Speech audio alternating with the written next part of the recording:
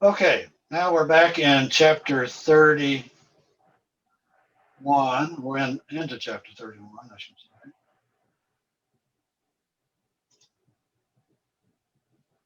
So, um, so we continue the story of Jacob, and we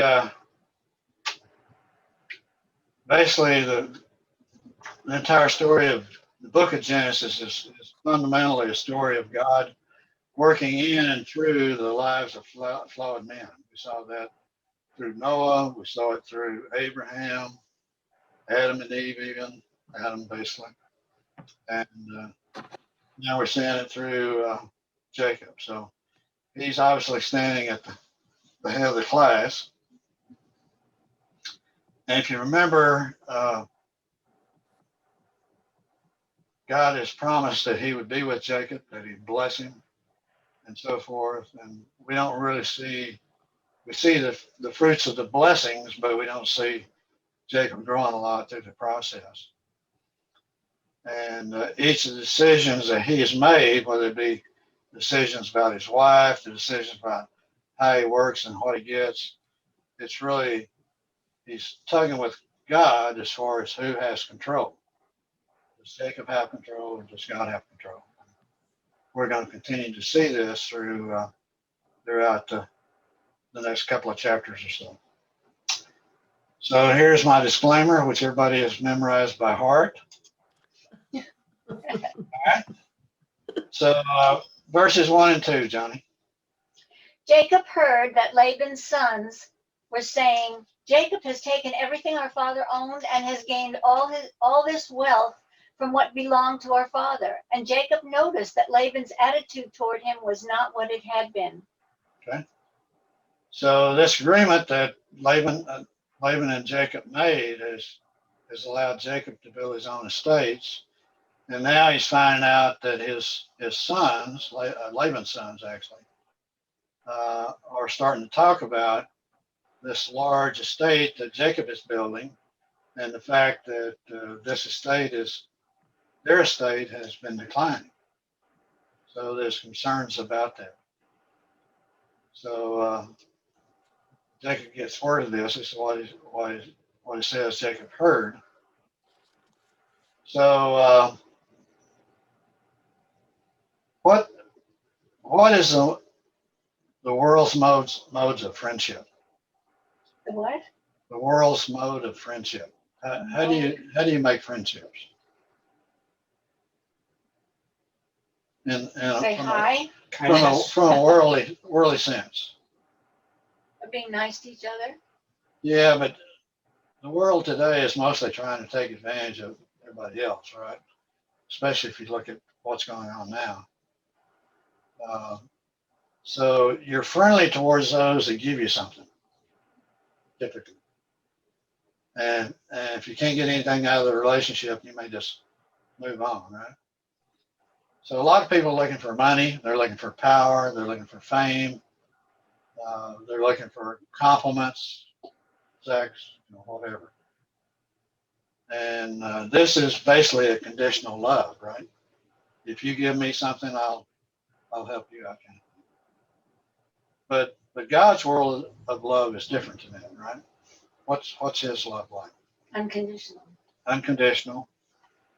It's entirely different. It's called agape love. So that's what God is seeking. Unconditional love.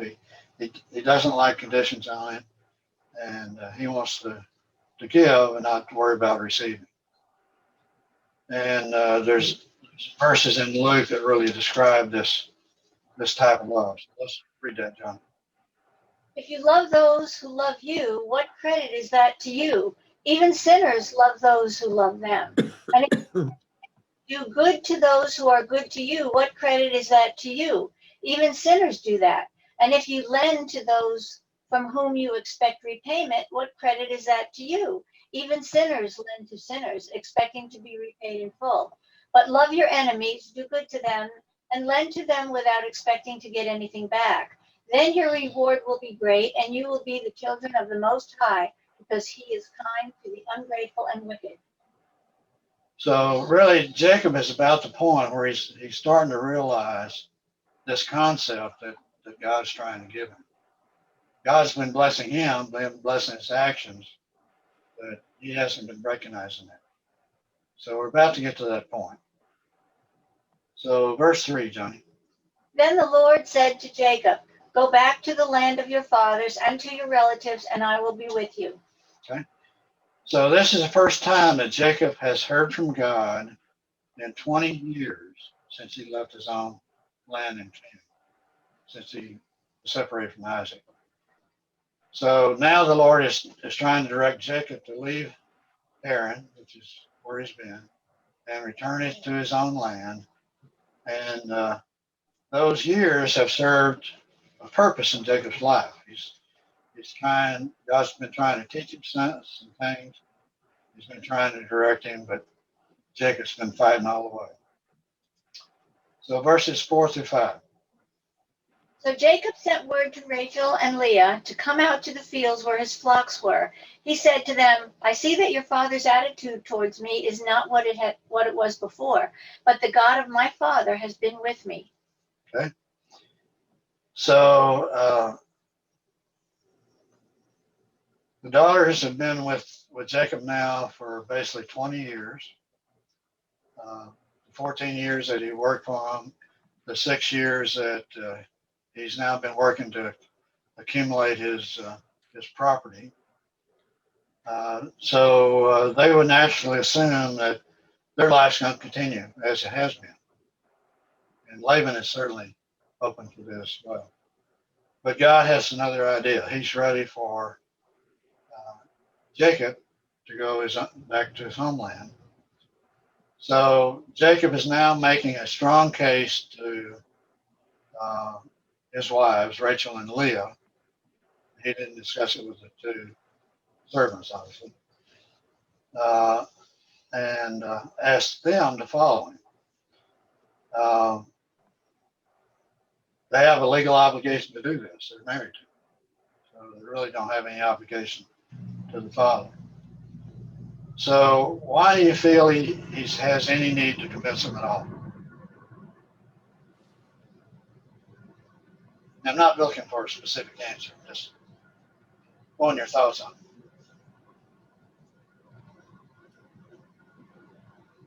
I don't know, keep them happy. Keep them happy. Okay. Yvonne, this would be a good time for you to speak up. Any thoughts? No, I really didn't quite catch the question. Okay, sorry. The question is, why does Jacob feel an obligation to convince his wives to leave and go with him?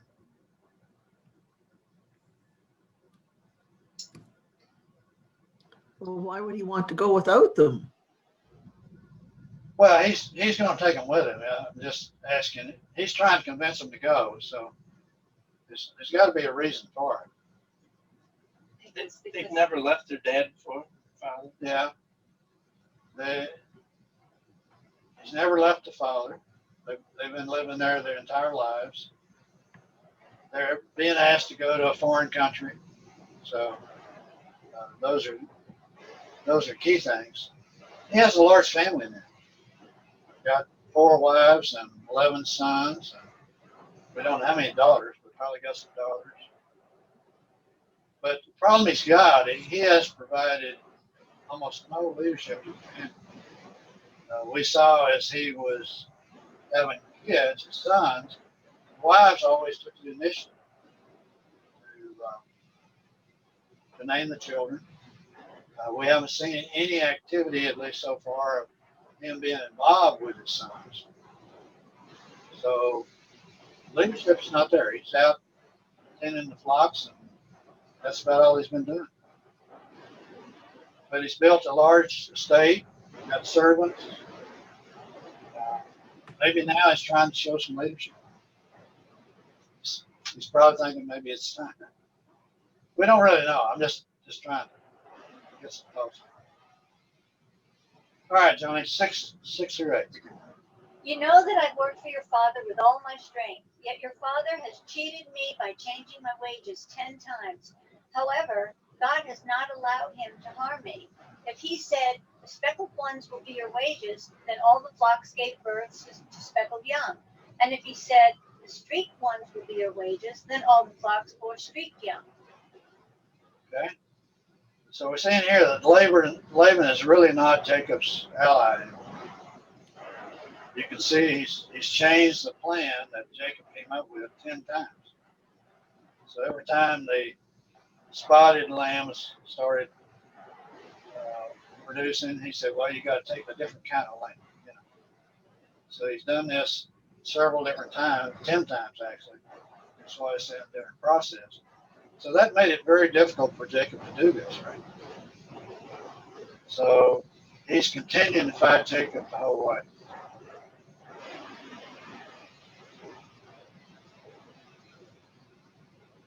All right, let's move on here. Verse 9. So God has taken away your father's livestock and has given them to me. Okay. So here's basically what he's saying to the wives. Your father did everything he could to harm me, but God has taken away your father's livestock and given them to me. It wasn't me doing it. So you see a recognition here that he's saying, I couldn't have done this all by myself. God had to be involved. Yeah. So God's working in his life. And he's now knows that the real secret to his success has been God. Because with all the changes that Laban had made, there's no way to keep up with it. So why does God choose to bless Jacob at Laban's expense? In the past, most of the benefits have been going to Laban. Now they're starting to go to Jacob. Why is that happening? The promise he made. And the promise was, I will bless those that bless you, and I will curse those that curse you. So when Laban was being blessed, and Jacob was being blessed, God was blessing Laban. But when Laban started cursing Jacob, God started cursing Laban. So this was a promise of God. And Jacob is now realizing, hey, God's doing exactly what he said he would do. That make sense?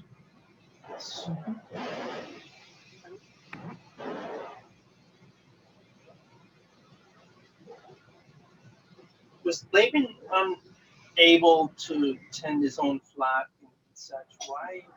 Well, he was a patriarch. Sure. He was obviously more advanced in age. Because you remember that Isaac married Rebecca, and Rebecca was his sister. And now Rachel is his son. So I don't know how many years ago, but we know that Isaac was 40 years of age when he married Rebecca.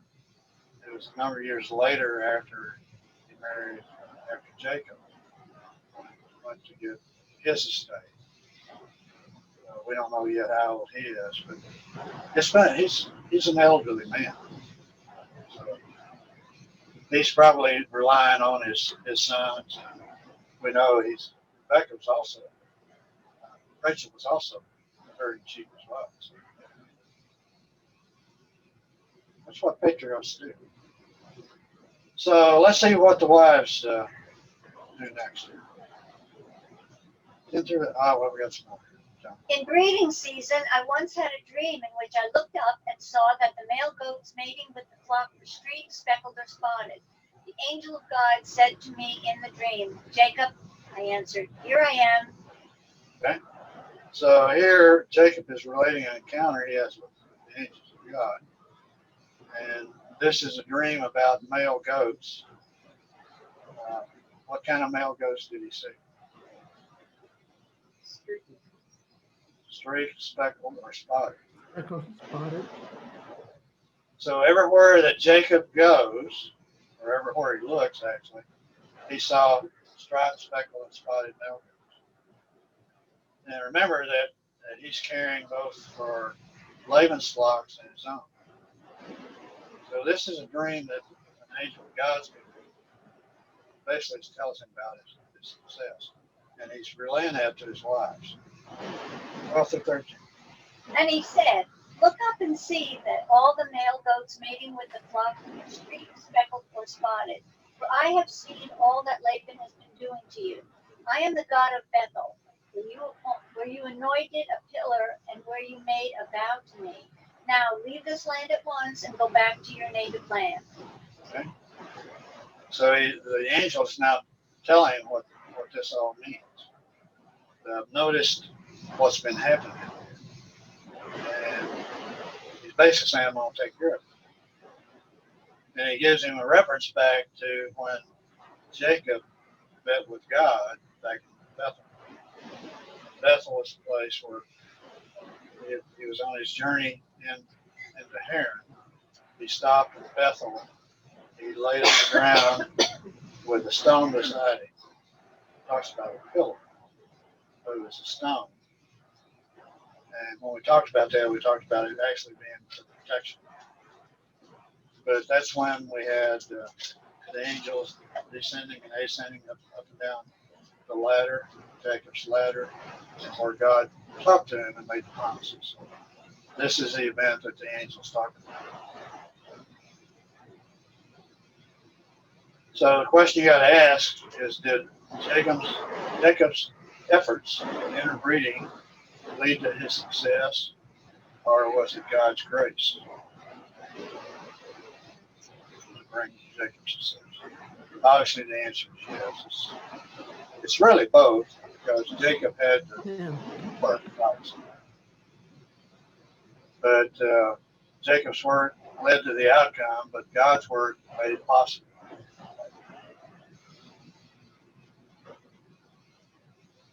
So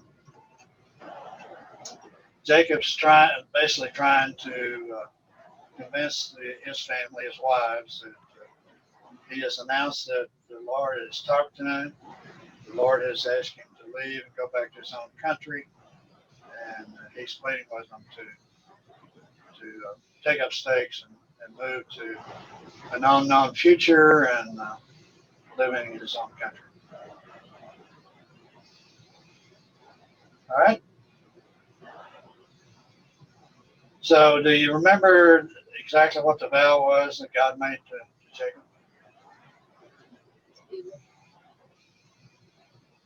Be with him, protect him, Take care of him. take care of him, and bring him back to his own country.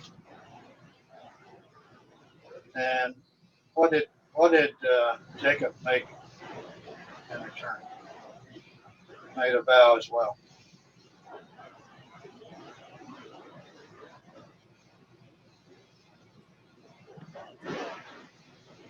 God, huh? Yvonne? Oh, what too? Yvonne, it's your time. Nobody here knows the answer. Okay. I should look at Delton's notes. There you go. All right, read this. Genesis 28, 20 through 22. This is a vow Jacob made. Then Jacob made a vow, saying, if God will be with me and will watch over me on this journey I am taking, and will give me food to eat and clothes to wear, so that I return safely to my father's household, then the Lord will be my God. And this stone that I have set up as a pillar will be God's house. And of all that you give me, I will give you a tenth. Okay? So it's basically repeating what the vow that God had made and saying, if you will watch over me, if you will give me food to eat and clothes to wear, and I return safely to my father's household, then you will be my God. And this stone, this pillar that he's been on, which is what he dedicated at Bethel before he left, and that he will give a tenth back to God, whatever his possessions are. But he's Interesting. bargaining with God. Yeah, he did. Well, what does he know? He's just a man, right? All right, Johnny, 12 through 13. And he said, look up and see that all the male goats mating with the flock. This, we just read this.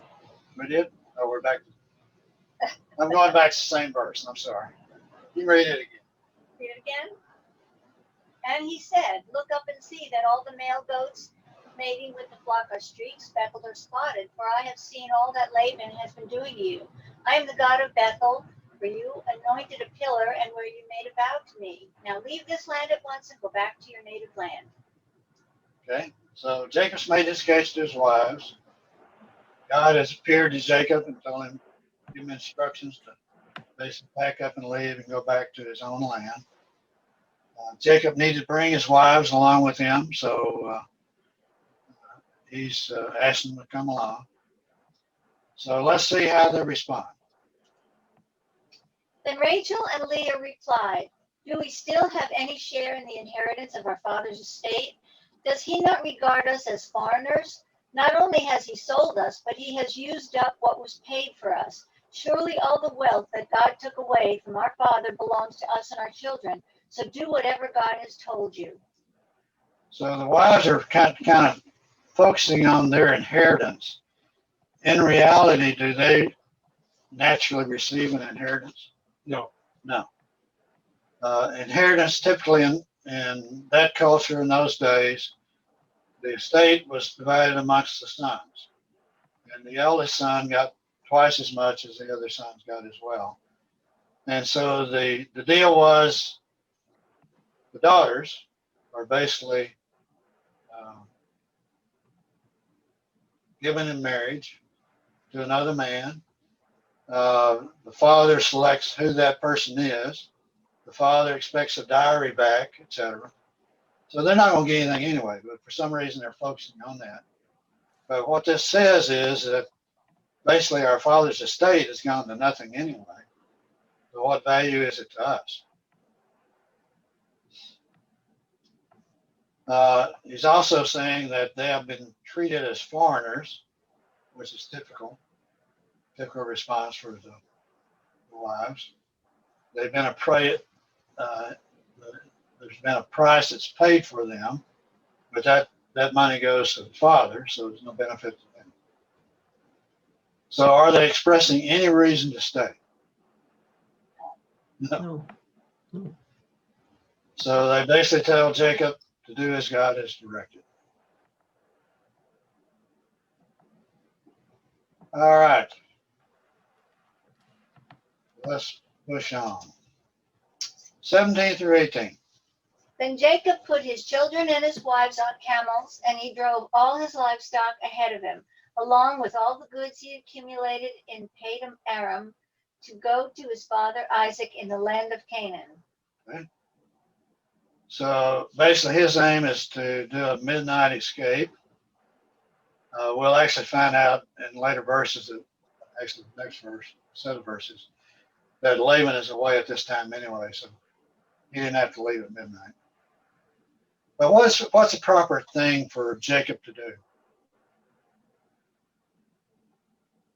Speak to Laban and tell him what his plans are. Yeah, exactly. And he's not doing that. All right. And he knows that Laban doesn't want him to leave, right? Mm-hmm.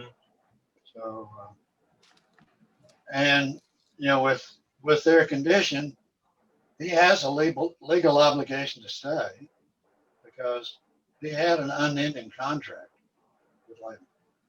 He didn't have a time frame. So he's wrong in just backing up and leaving, obviously. 19 through 21. When Laban had gone to shear his sheep, Rachel stole her father's household gods. Moreover, Jacob deceived Laban the Aramean by not telling him he was running away. So he fled with all he had, crossed the Euphrates River, and headed for the hill country of Gilead. Okay. So Rachel makes her own move. She steals her father's household gods. He's a pagan. He believes in satanic worship and witchcraft or whatever. So he has some idols. He's out shearing his sheep. So it provides her an opportunity to do this. And typically for pagan believers, their idols and so forth are placed in a prominent position in the household. And so he's going to notice if they're gone. Would there be any value to them, like a precious metal as well? Yeah, what was Rachel's intention? You know, could it be worth something? I don't know whether it's made of gold or whatever, but or maybe she just wants to worship him. Maybe she's pagan herself, right? All right. So Jacob and his family are heading south. They cross over the Euphrates River, which is a major river in that area, and they're going to Gilead. Where's Gilead? Mountains. It's on the other side of the river. Which river? Jordan River. Oh. On the other side of the Jordan River from Canaan. All right. So it's east of the Jordan River. All right. So verses 22 through 23, we find out that Laban pursues Jacob. On the third day, Laban was told that Jacob had fled. Taking his relatives with him, he pursued Jacob for 7 days and caught up with him in the hill country of Gilead. Okay. So remember that his sons are 3 days away.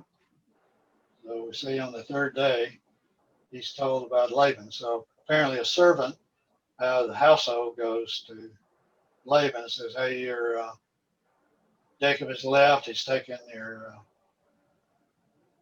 all the goods and headed south. So as soon as he finds out, he rushes to catch up with Jacob, and it takes him how long? 7 days. So, so they're directly east of Bethel, across from the Jordan in Gilead.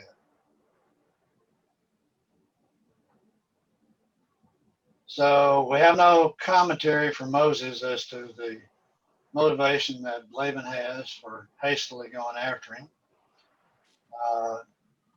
Probably knowing Laban, he probably intends to kill Jacob, kill his daughters, and bring them all back and get all his goods back, right? But we don't really know. But certainly he would like no better excuse than to get his herd back. Well, my Bible says that Laban intended to harm Jacob, probably because he believed Jacob had stolen his household gods. But the God of Jacob's father kept the promise of protection made 20 years earlier. All right. That makes a lot of sense. And warned Laban in a dream not to harm Jacob. We're not there yet. Oh. Thank you. Okay.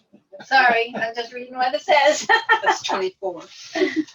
Yeah. So you can read this, Johnny, verses 24 through 25.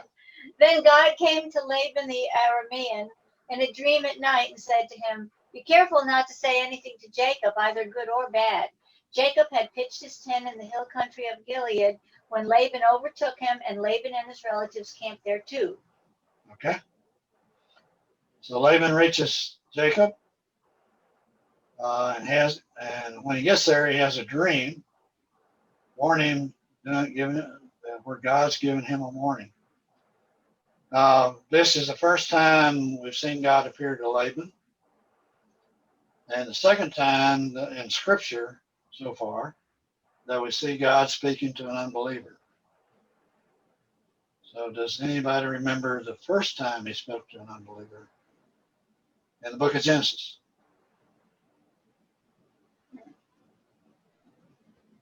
See? Well, Satan, I give you that one.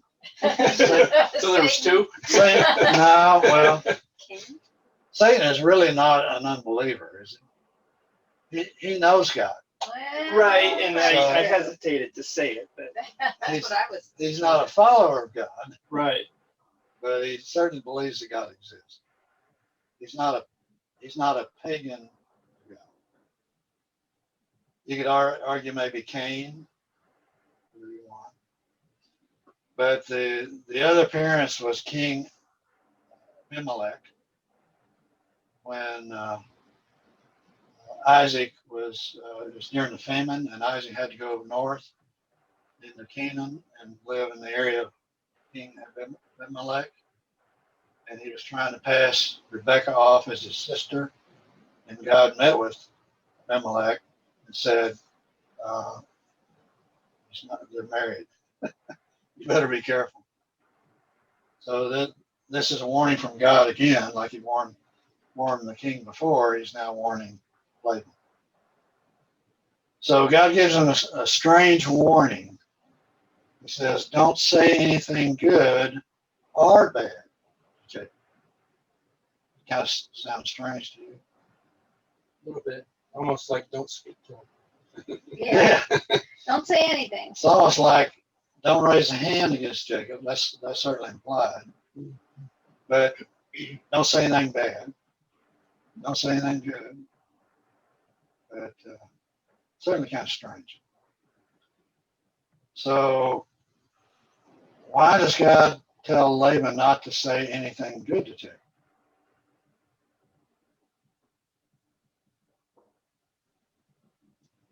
Not sure. Even more interesting, huh? God is trying to teach Jacob something. So if you start telling him something good about what he's doing, it's going to be hard for God to give him a lesson along the way. So, all right. Going on. 26 to 27. Then Laban said to Jacob, "What have you done? You've deceived me, and you've carried off my daughters like captives in war. Why did you run off secretly and deceive me? Why didn't you tell me so I could send you away with joy and singing to the music of timbrels and harps?" Okay. So Laban catches up. He gives Jacob a sob story of concern and hurt feelings.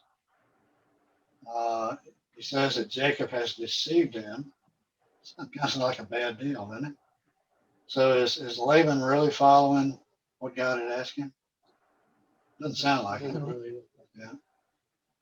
But he's certainly saying, you didn't allow me to give a proper goodbye to my daughters, which is probably true. You didn't allow me to do it. And he's basically deceiving here. He says he knew about Jacob's departure, and he wanted to celebrate the event in songs of joy, huh? Yeah, right. So what's going on here?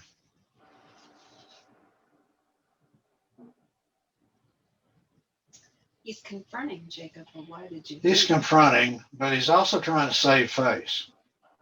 And in this culture, saving face was very important. We saw that when Abraham was negotiating for his grave, price for his grave. There was a bargaining that took place between Abraham and the townspeople, the owner of the site, and they were trying to joust with each other, basically, try to outdo each other and save face and that kind of stuff. And this is basically what's happening here. It's just part of the culture. All right, 28 and 29, Johnny. Did you want to start and stop the recording? Yeah, good point. Let me do that real quick if I can, and we'll start back. Where was I? 28. 28. Did we read it? No. 28 and 29. Speaking of Joni.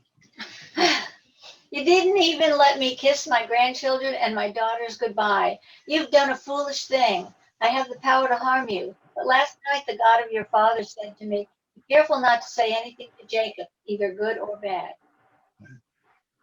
So I'm not sure he's saying not doing what God had asked him. He's doing both good and bad here, right? He's trying to be nice, but he's bartering. So Laban's declaring, I have the power to do harm to you, which is probably his original intent.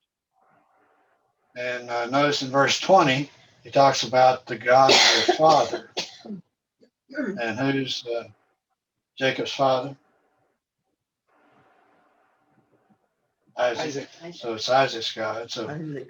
Jacob knows that Rebekah married Isaac.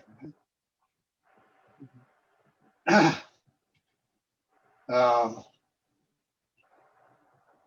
so Laban certainly hears from God and knows God's power, and he's trying to obey God, but he's not doing a very good job of it. But he doesn't have a personal relationship with God, so certainly struggling with that, right? He is an unbeliever. And here we see God acting according to his word through a covenant with Jacob to protect Jacob.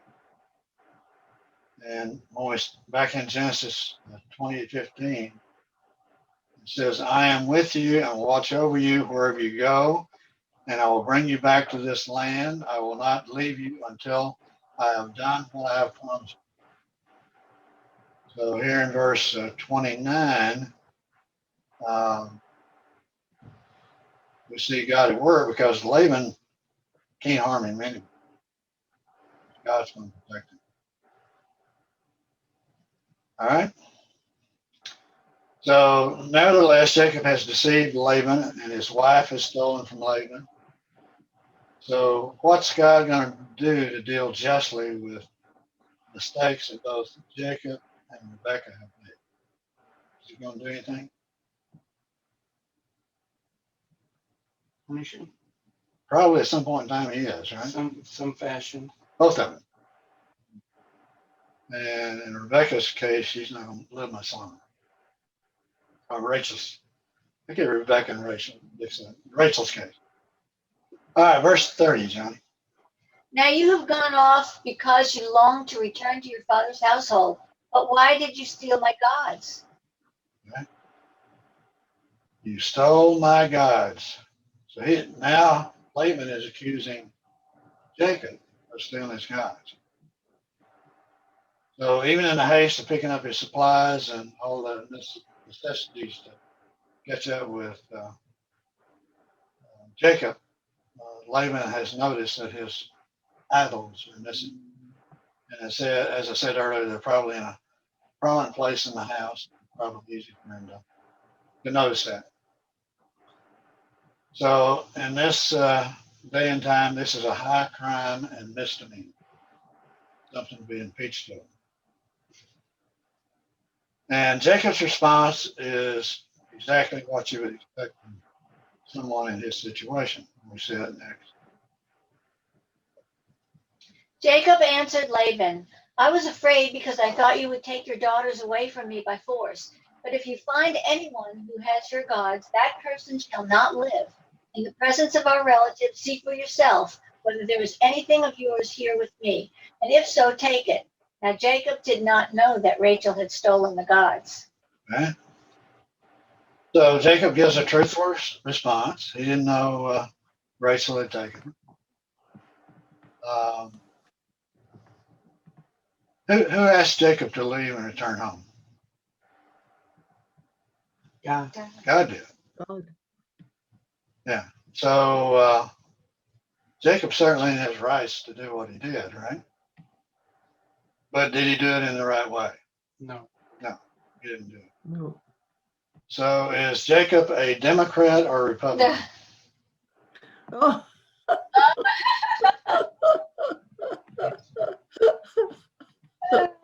He's a sinner. He's a sinner. He's a Democrat then. oh.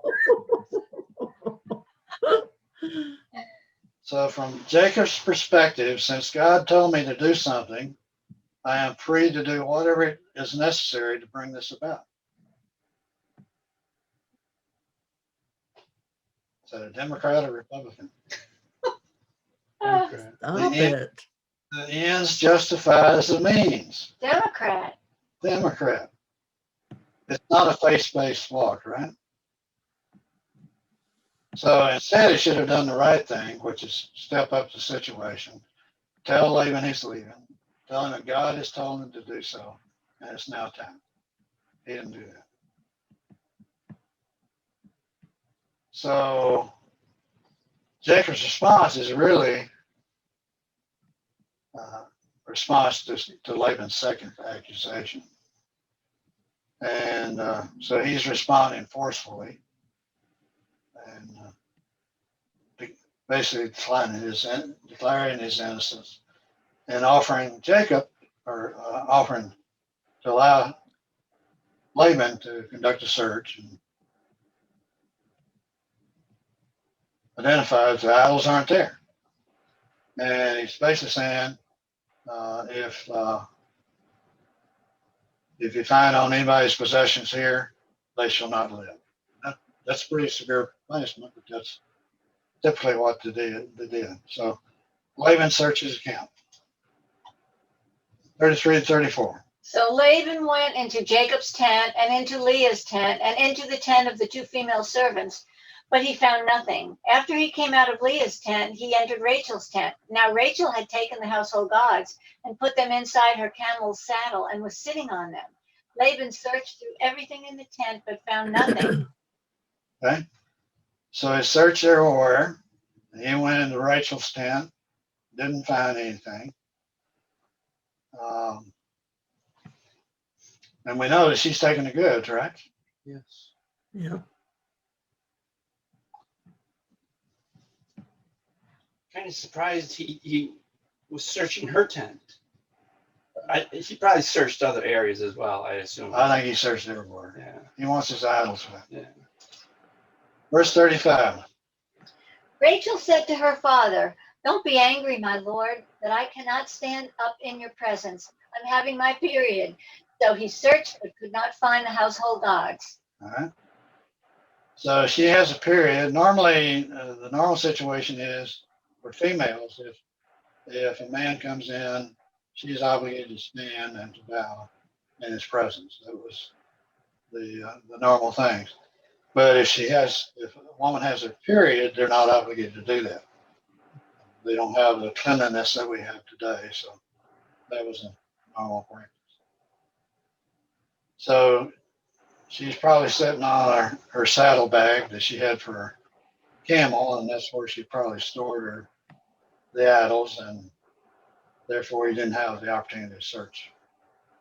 Right?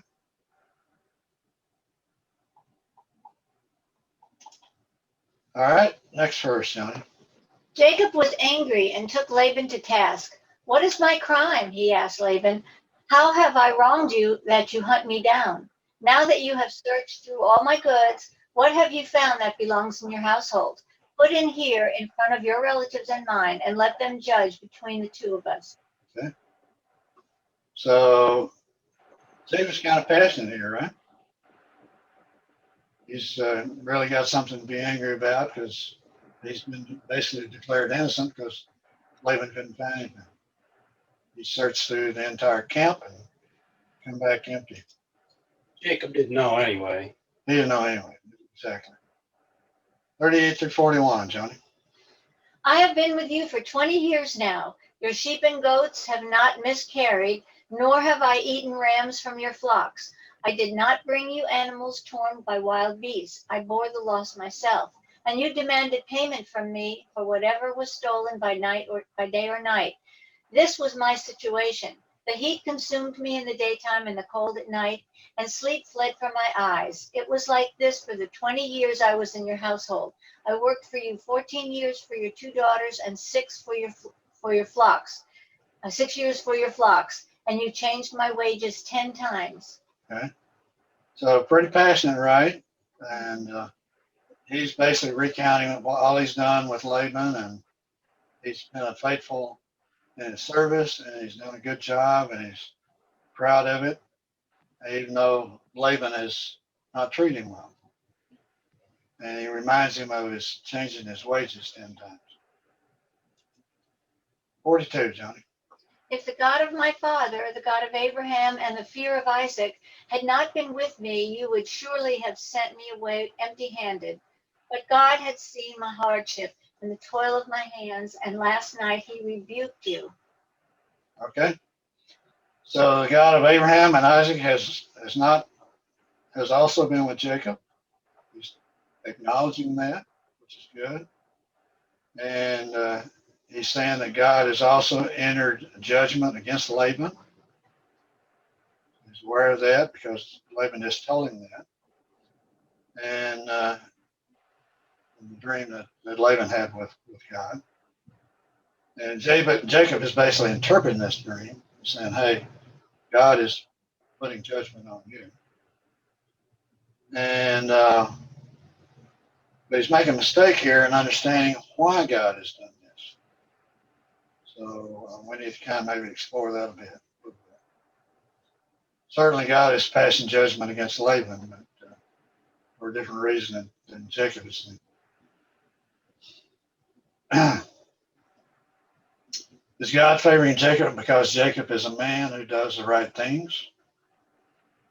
No, we know he's not doing that. Has God chosen to leave Laban at a disadvantage because he is a dishonest man?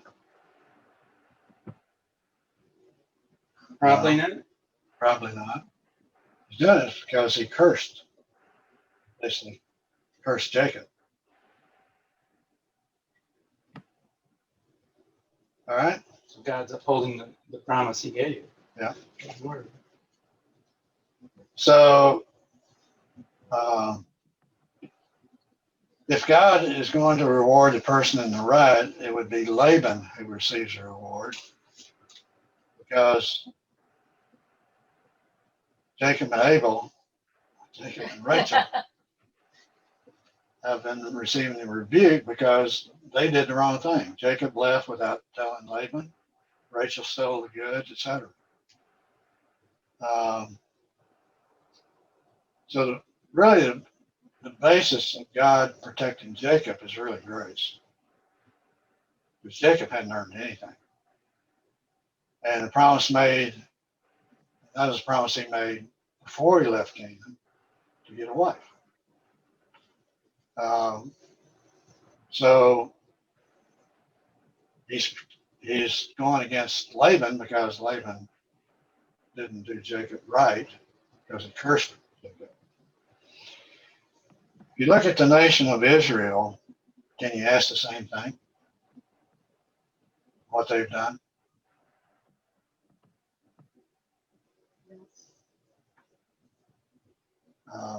Jacob is all about works. So if you look at the nation of Israel and the beliefs that they had about God, they believed in works or God's atonement. They believed in the law, God's law, which came from Moses, above grace. They were more interested in the external than they were the internal affairs of what God wanted to do.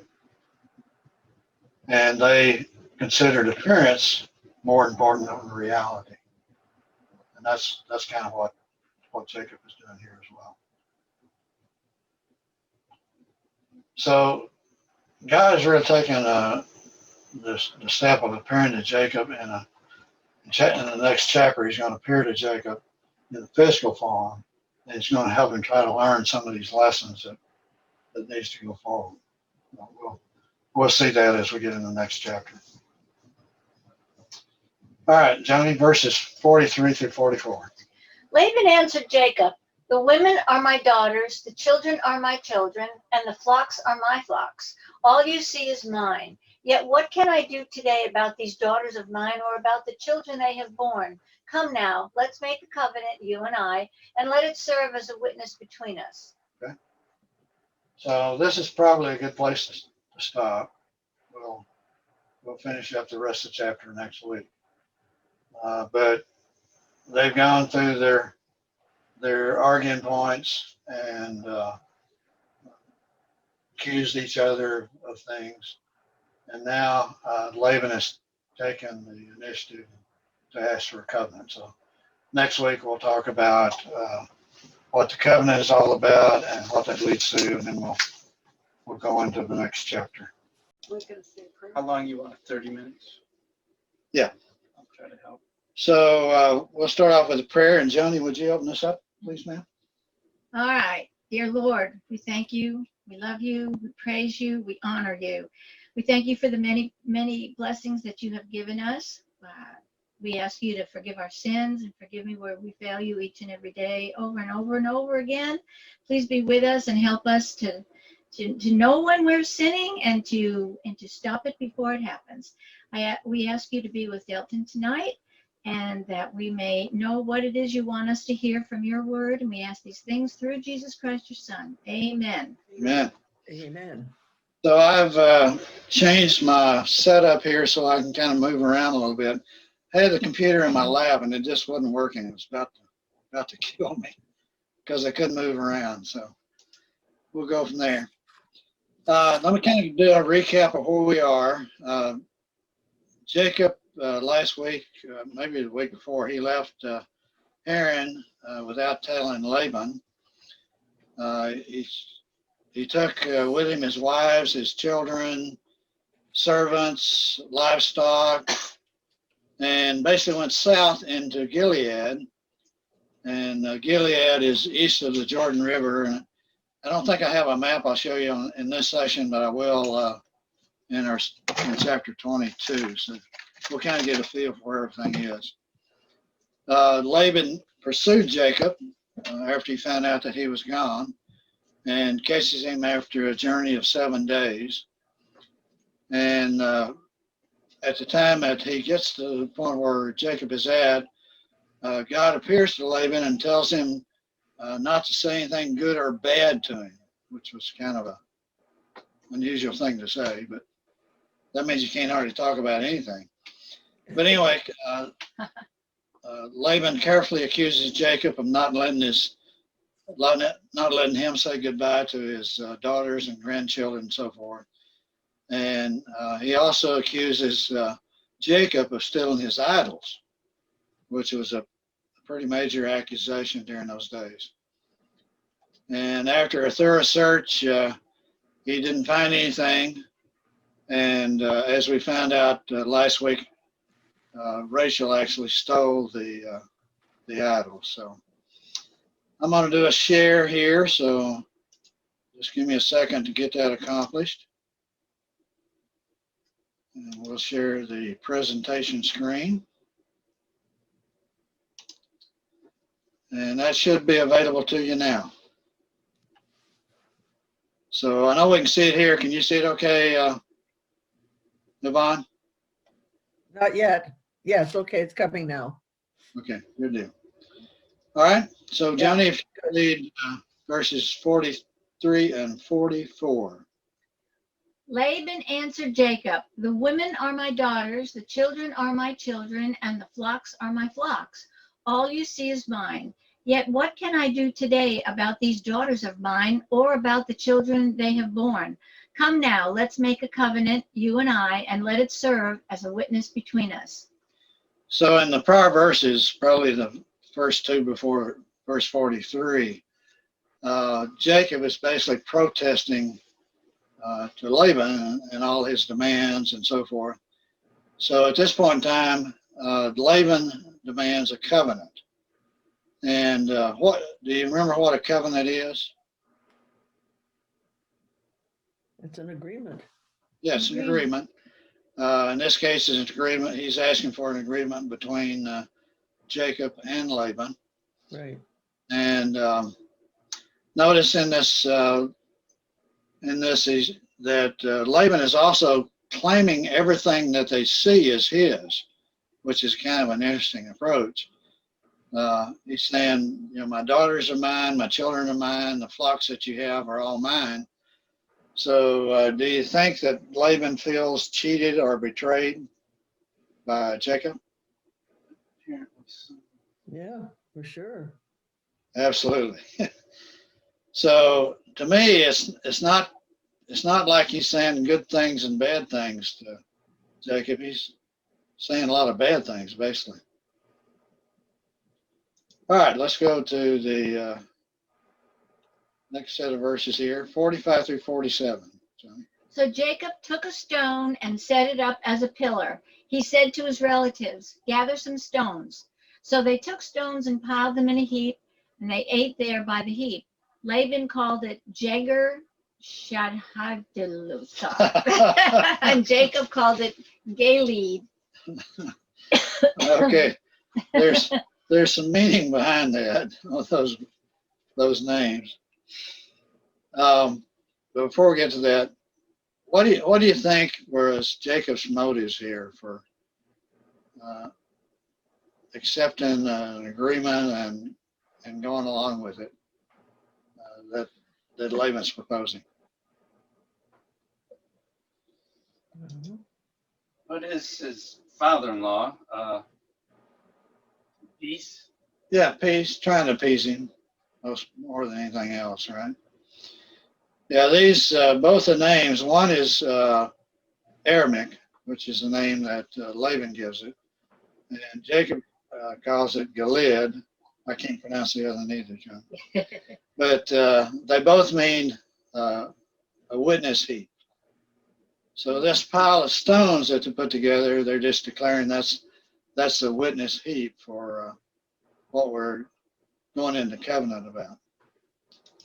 So verses 48 through 50 is basically the start of the covenant process. Johnny? Laban said, "This heap is a witness between you and me today. That is why it is called Gilead. It was also called Mizpah, because he said, 'May the Lord keep watch between you and me when we are away from each other.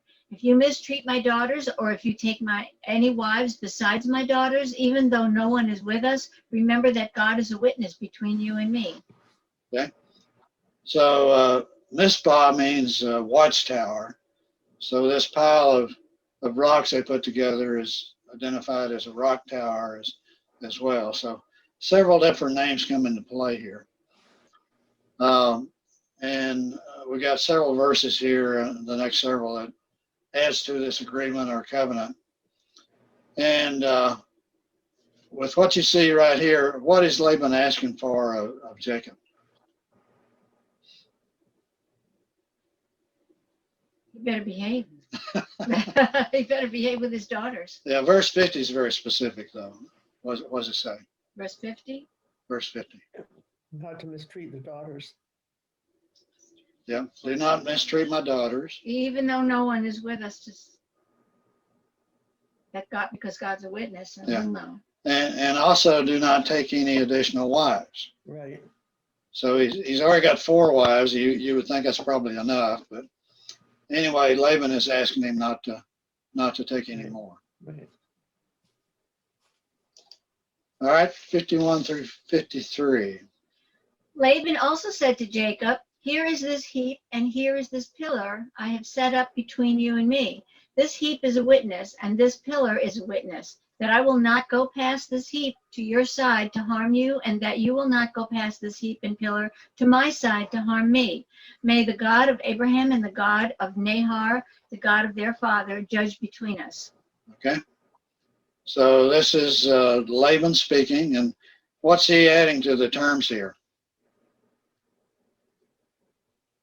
Don't go Go past. past the boundaries. Yeah, do not go past this boundary. So this is kind of protecting Jacob from going north into Haran and attacking Laban.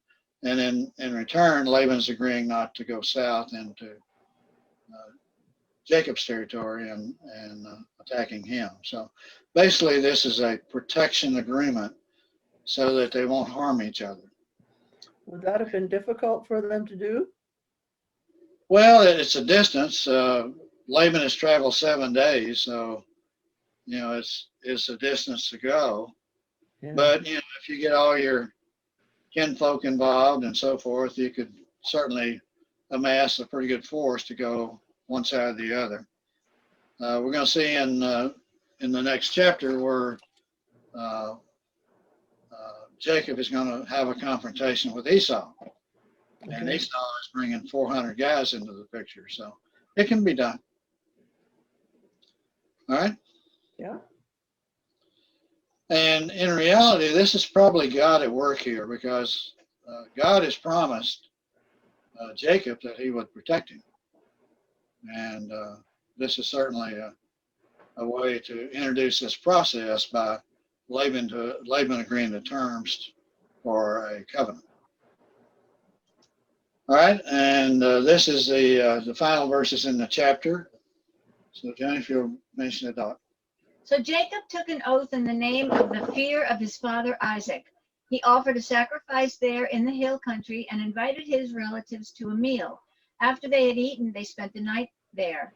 Early the next morning, Laban kissed his grandchildren and his daughters and blessed them. Then he left and returned home. So basically, this ends the chapter, and they've agreed to their covenant. Jacob did a sacrifice there in the name of the fear of his father Isaac, which would be the name of God, right? And so he offered a sacrifice there on the hill and invited his relatives to the meal for, which is basically the sacrifice itself. And then next morning, Laban kissed his grandchildren and his daughters and blessed them, and he returned home. So, I'm not sure we're going to see Laban again. I don't remember any of their activities in the in Genesis that relates to that. So we're going to close this off. So let me just do a unshare for a minute while we go through this process, so you can see each other and converse with each other while I do this.